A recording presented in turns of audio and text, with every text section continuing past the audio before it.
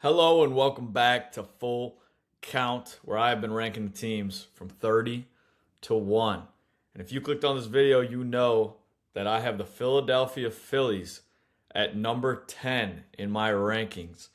Yes, I know it's low.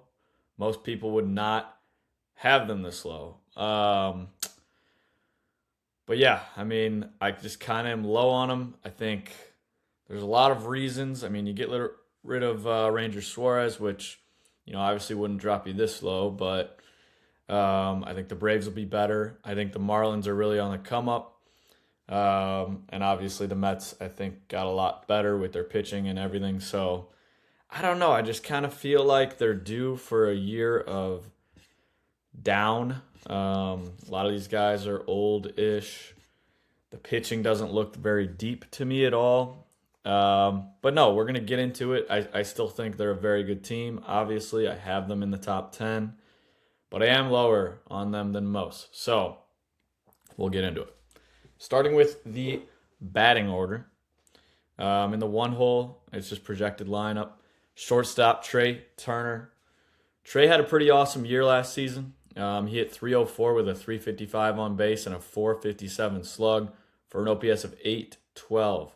He hit 15 homers and 31 doubles in 141 games. He was worth 5.4 WAR last season. He did exactly what Trey Turner does. He was great.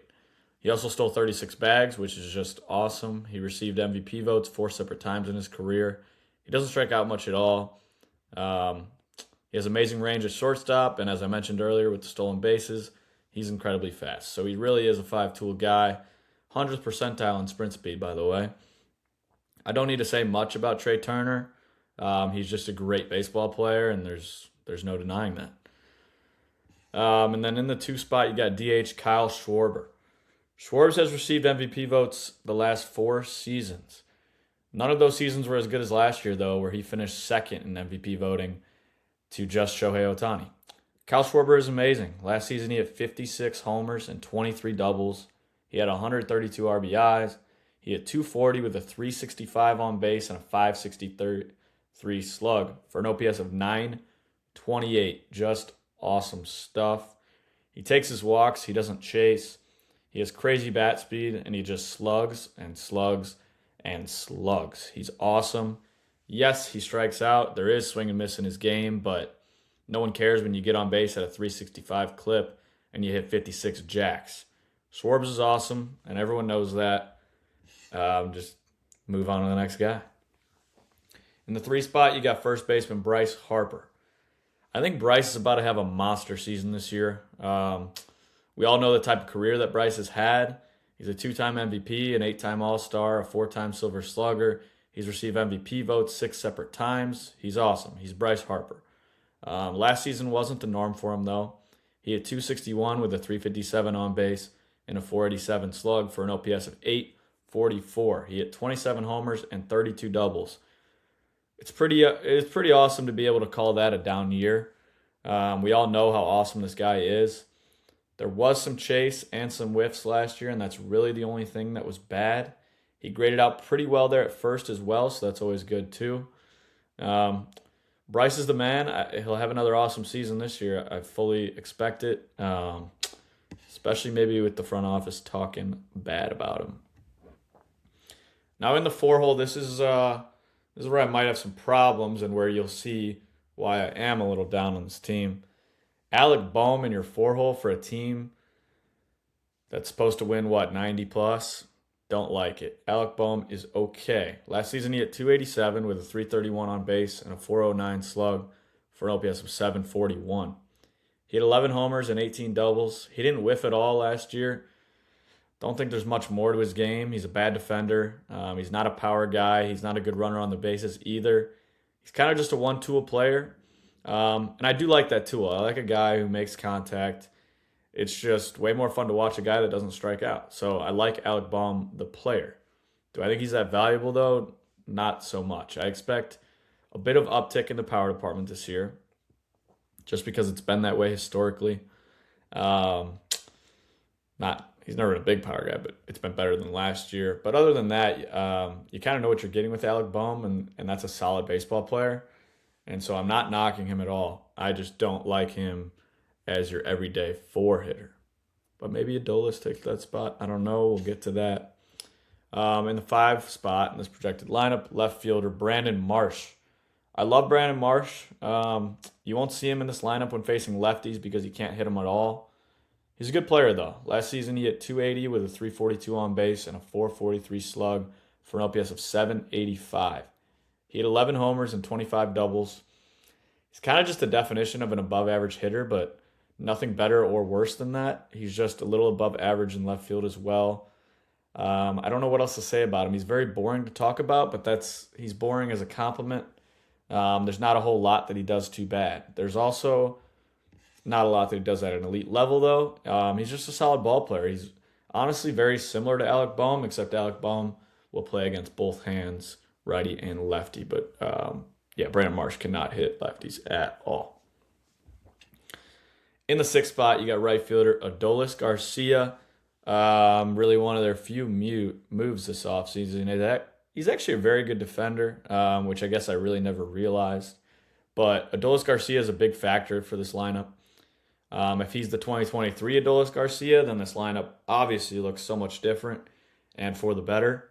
He hits for power, but last year he didn't so much. He only hit 19 homers last season, so obviously it's not horrible, but that's not Adolis Garcia. He's much better than that.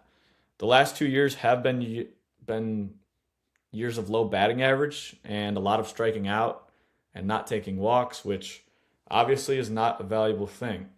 He's always been a strikeout guy, even in his big years, but he usually does take his walks. So obviously last year he didn't do that. Maybe a bit concerning. But I hope he has a good year for Philly. I don't quite foresee it happening though, but yeah, if he's 2023 Adolis, this lineup really does look better, and I view this team a lot differently. Now in the 7-hole, second baseman Bryson Stott. This is an elite contact guy who I think gets way too much hate. I don't understand the hate. He's an elite defender. He's also a great base runner. Last season he was 92nd percentile in base running value. I think this guy is the most underrated player on the team for sure. Last season, Bryson Stott hit 257 with a 328 on base and a 391 slug for an OPS of 719. He hit 13 homers and 22 doubles. He stole 24 bags as well, which was a down year from the years prior. He's an all-around player. He doesn't have any bat speed. He doesn't have a ton of power, but he's a damn good ball player. I love me some Bryson Stott. I think he's undervalued a lot. In the 8-hole, JT Real Muto will be catching. They brought him back. Last season, JT hit 257 with a 315 on base and a 384 slug for an OPS of 700. Look, JT seems to be on a pretty steady decline, especially in the power department. He hit just 12 homers last season and 26 doubles. He still isn't bad with the bat, but it is on the decline. He's still elite defensively when it comes to throwing out runners, which, in my opinion, is probably the most important thing given the ABS rules this year. I like JT, and I still think he's very valuable. I just don't see him being amazing by any means. He has put together some great years in this league in the past, so I wouldn't be shocked if he had a solid season, though, because he's a ball player. He's a good baseball player. But I can't say I'm expecting much with the current decline that he is on. But I am glad they brought him back because if I was a Phillies fan, I would want him back as well. Then in the 9-hole, you got center fielder Justin Crawford. He's a third-ranked prospect for the Phils. This guy is actually pretty exciting. I think he's going to be a very valuable ball player eventually. He's a center fielder and obviously a big prospect. He has always hit for a high average in the minors.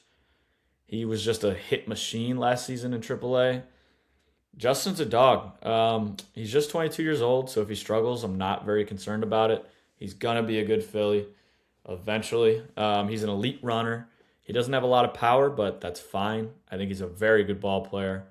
I don't know how he'll compete this year as a rookie. Not a lot of people seem to be talking about him, which I'm sure is for a reason.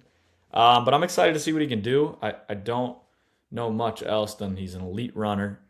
And he always hit in the minors. So I do like Justin Crawford here in the 9 spot. I think the upside is really, really fun. As for the bench, you're looking at Dylan Moore, Rafael Marchan, Edmundo Sosa, and Otto Kemp. Kind of all fun names, but not a very deep bench, in my opinion, at all. And yeah, this is going pretty quick, but we're just going to get right into the starting pitching. This is where they made their money last year, and they got rid of Ranger Suarez, but we will talk about each individual player here. The ace, Christopher Sanchez, he got announced as the ace. What a monster season from Christopher Sanchez last season. He was just incredible. He had a 2.50 ERA in 202 innings pitched. He had an 8 WAR. He was awesome. He was 99th percentile in pitching run value, 100th percentile in off-speed run value, 96th percentile in ground ball percentage, 96th in fastball run value. You get the point. Now, the expected ERA was worse, but was still pretty awesome. He was filthy. His fastball is still pretty fast. He came up as a prospect who kind of threw heat, and then he decided to take some velo off the fastball for more control because he couldn't throw strikes. Then once he figured out how to throw strikes, he added the velocity back, and now he just put together a season like that. Pretty awesome for him because a lot of people kind of counted him out when they traded him to the Phillies, and he really figured it out. I do expect some decline this year, but I still think he's pretty legit, and I think he definitely deserves kind of the title of an ace. And yeah, he was awesome last year. We'll see if he can repeat it again. Now in the 2 spot, Jesus Luzardo. Last year, Jesus probably put up the second best year of his career. He was solid for the Phils. He threw 183 innings with an ERA of 3.92, which was a big-time improvement from the 5.02 ERA in 2024, even though it was a small sample in 2024. Jesus Sanchez has pretty electric stuff. The heater sits 96 and gets above that most of the time. He has good breaking stuff, and the off-speed is also nasty. Sweeper was definitely his best pitch last year. He threw it 933 times, and there were only 35 hits. Pretty nuts. He's a dog, and he has electric stuff. I'm shocked that he hasn't had a Cy Young type of season yet. I feel like that might be coming soon. We'll see. He should be solid again this season, though. I worry about a possible home run surge against him this year, though. And but yeah, I think he'll probably be solid, but I do worry a bit. Next guy up in the 3, Aaron Nola. Last year was an absolute nightmare for Aaron Nola. My God, was it bad. He threw just 94 innings with an ERA of 6.01. Just awful. He gave up a ton of hard hit, a ton of barrels. He still got a lot of chase, which is a good sign. Means the stuff's a little nasty. He also looked pretty elite in the WBC, which is obviously a good sign as well. He's kind of a guy that seems to show up in the big games like that. Now, do I expect a good year from Nola, though? Probably not. I think he's obviously not going to be as bad as he was last season, but last season does have to be a little concerning if you're a Phillies fan. His breaking stuff has always been nasty in the past, but last year it was not, and that's something to kind of worry about. We'll see on Aaron Nola, though, but I can't say I'm too optimistic about him for the 2026 season. But yeah, we'll see. Then in the 4th spot, you got Taijuan Walker. This guy is just not good. If you look at the last 3 seasons, Taijuan Walker just hasn't been all that good. But as for last season, he threw 123 innings with a 4.08 ERA, which is actually not bad production. But he really doesn't do anything well other than somewhat getting grounders, which you guys know I love. When Zach Wheeler comes back, I would take Taijuan Walker out of this rotation because he's just not very good. And it's as simple as that. That's all I have for him. I'm not high at all on Taijuan Walker, but last year wasn't terrible. Now in the 5 spot, Andrew Painter. Talk about what an awesome name for a pitcher. First off, he's going to be a stud. Andrew Painter has nasty stuff. He's the number 2 prospect in the Phillies organization for a reason. He's 6'7". He's just 22 years old, and he has nasty, nasty stuff. His fastball it's about as elite as it gets, and it's always important to have a great fastball. Obviously, established counts. That being said, Andrew Painter was pretty awful in his time in AAA last season. He had an ERA of 5.40 in 106 innings. So it's not like it's that small of a sample at all. I don't like seeing that at all. So he's kind of coming off of a weird season. The secondary pitches are pretty solid, with the main one being the slider that he's got. That thing is nasty. With all the good being said, I'm not very optimistic about what he'll be able to accomplish this season, especially given that 5.40 ERA in AAA last season. Not good. Now, the big story with starting pitching, though, is you're going to get Zach Wheeler back. Should be back late April or early May, so he's obviously a huge addition to this staff. And yeah. And then you look at the bullpen is really their best part of their team. It's probably their best position group is the bullpen. You got Johan Duran, Jose Alvarado, Brad Keller, and I like Orion Kerkering. I think he is a stud. And now we get to my favorite part of every video, the over-under. 89.5 wins for the Phillies. I think you guys know where I stand, but I'm going to give my reasoning. I'm going under, by the way, if you couldn't tell. But 89.5, I'm going under. So Zach Wheeler's not back until May. That's bad. Andrew Painter had a 5.40 ERA in AAA last season. That's bad. Taijuan Walker is terrible. That's bad. Aaron Nola had a 6 ERA last year. That's bad. Jesus Luzardo had the best year of his career, and it still wasn't that good. 3.92 ERA. That's bad. Christopher Sanchez, I like. So there's really 4 guys that you worry about in the starting rotation. As for the lineup, Justin Crawford, he's a bit of an unknown. He has hit in AAA, though, so I'm not going to count that as bad. Adolis Garcia, total wild ball, could be very bad. He strikes out a ton. Alec Bowman, your 4-hole, I don't like it. So I think it's pretty simple, guys, why I'm on the under of 89.5. I think that's a lot of wins for a division that's going to be very good, very competitive, with the Marlins also going to be competitive. And yeah, I mean, Marlins, the Braves should be good. And I really feel an under on the Phillies. I think they'll be good. I think they could still make the playoffs. I'm not saying they're going to have some nightmare season. But I'm going to say around 85-ish wins. Like, I think maybe wild card for this team, and maybe they get hot with in the postseason with obviously Zach Wheeler and Christopher Sanchez. Could be a dirty duo in the playoffs that nobody wants to face. And even Jesus Luzardo with his strikeout stuff. Maybe Andrew Painter figures it out. So I do think this team has the ability to win the whole thing. They could win the World Series.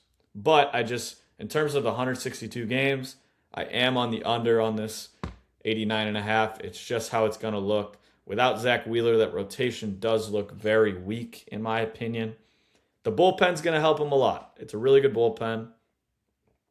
And that's really the only positive thing. I mean, obviously, the batting order is good. Like, the top 3 guys is some of the top. It's probably the best top 3 in baseball. Well, it's not, but it's up there. So yeah, I mean, I'm trying to be nice about this, but I am going under. I do think they can win the World Series, and pretty easily. But I think they do it as a wild card team if that happens. And that is all I got for you folks. Phillies under. Let me know if I'm just incredibly wrong. If you're a Phillies fan, let me hear it in the comments. I'll respond to everything. But yeah, if you're new to the channel and you liked what you saw, subscribe. That would be awesome. There's a code over here, SeatGeek code. If you're trying to hit your Phillies games this year, use the code, $20 off your first purchase. So that would be awesome. But anyways, yeah, that should do it for this video. And yeah, go Phils, baby. Peace.